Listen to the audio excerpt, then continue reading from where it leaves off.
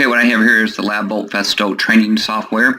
It looks interesting. The issue is that there's an installation procedure here that you have to download and install this item here, make some changes to your computer.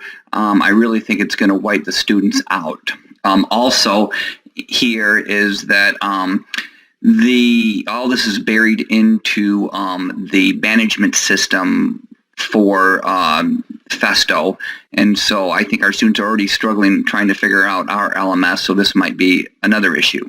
Finally, the third thing is here that, as you can tell, I'm just casting this on my computer because this requires some installation of Silverlight and some other software that conflicts with the control software that we use in our other classes. But here's what this looks like. The simulator, for example, for the sensors is buried in here, and if I click the inductive proximity switch, it pretty much tells me what I need to do here. So if I click the pilot light, I add it. The lockout module, add it. The power supply, add it. The AC power supply, add it. And the multiple, add it. So that's what we do. The next thing we need to do is add the items here. So this has to be labeled, and it's has to be placed perfectly in here. Power supply, where's the thing at? Whew, it's hard to find. Hang on, it'll come to me. Oh, light 2, lockout module here. Oh, here's power supply right there. Okay, then it gives me the next item. So I can click to show the circuit diagram right there, and that's pretty similar to what we have in our labs, and you would need to make your connections. So as I make my connections here, it tells me I have 5 connections left. Let's see if I can figure out how to make all these connections.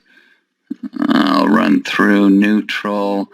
I must be bringing this through to a light, and then this must go through to there. Okay, but I got 2 connections left. Oh, I got 2 lights. So there's one light, and then there's another light. Okay, wonderful.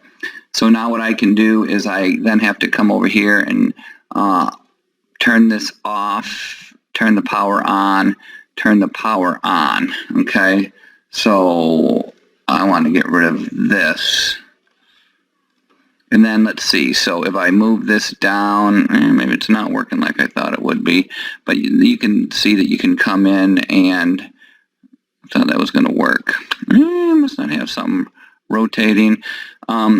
This is what? Oh, the inductive proc. So I'm not sure why that's not working, but normally it was causing these lights to switch back and forth depending on whether that was there or not. So I'm surprised that's not working. It was working before. But there you go. I think it's interesting, but I think it's going to be overcomplicated. It'd take a couple weeks maybe just to get the students dialed in on this learning management system here. Nevertheless, every little idiosyncrasy of hooking this up.